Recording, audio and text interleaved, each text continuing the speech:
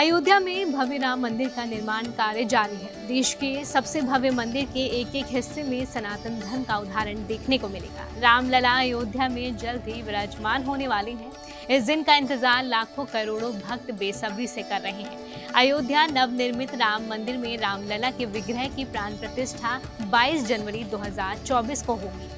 अयोध्या का राम मंदिर 22 जनवरी को वैदिक मंत्रोच्चारण से गूंज उठेगा और इसी दिन भगवान श्री राम की मूर्ति की मंदिर के गर्भगृह में प्राण प्रतिष्ठा की जाएगी। इस अनुष्ठान के बाद रामलला हमेशा के लिए अपने स्थान पर विराजमान हो जाएंगे। अयोध्या के इस मंदिर की बहुत सारी खासियत है, लेकिन गर्भगृह का अपना अलग महत्व है।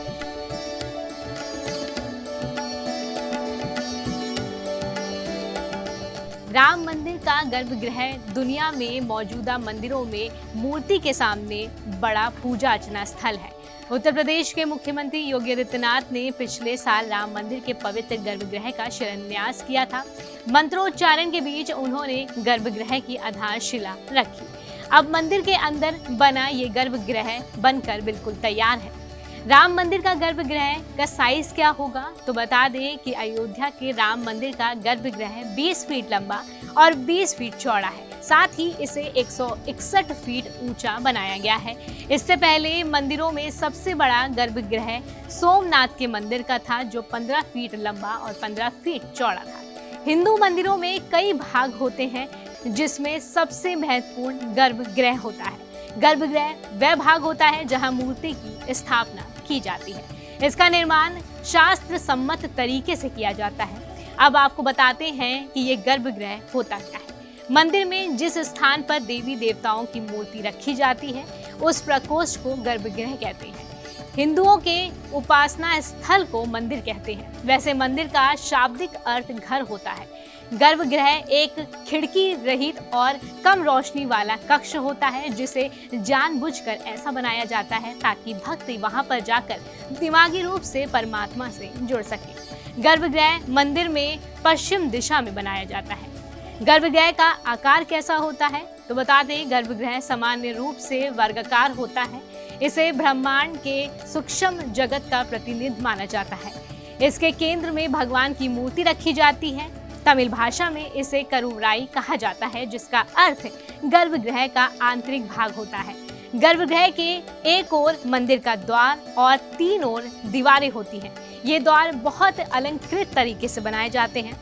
वहीं गर्भगृह में मूर्तियां किस स्थिति में रखी जाती हैं, तो आपको बता दें कि गर्भगृह में मूर्तियों के रखने की स्थितियां भगवान के अनुसार अलग अलग होती हैं।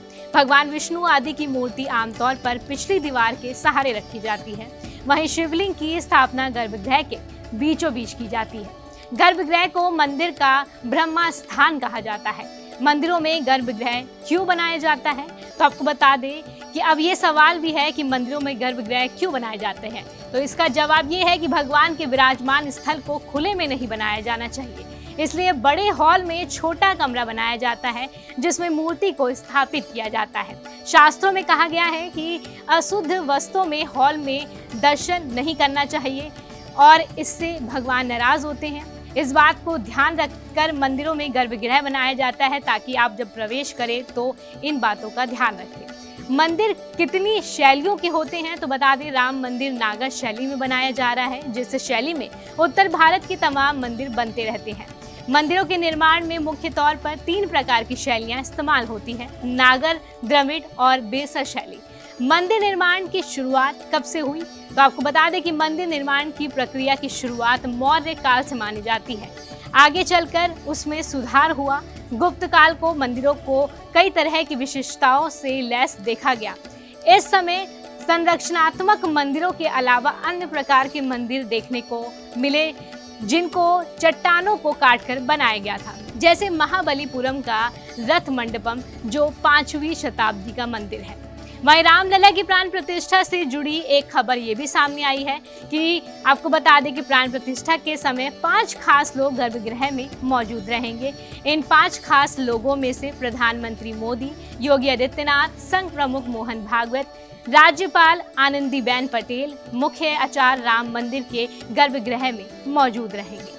वहीं प्राण प्रतिष्ठा के समय पर्दा बंद रहेगा। सबसे पहले भगवान को आईना दिखाया जाएगा जिसमें रामलला अपना चेहरा देखेंगे और उसके बाद वहां मौजूद सभी लोग उनका दर्शन करेंगे।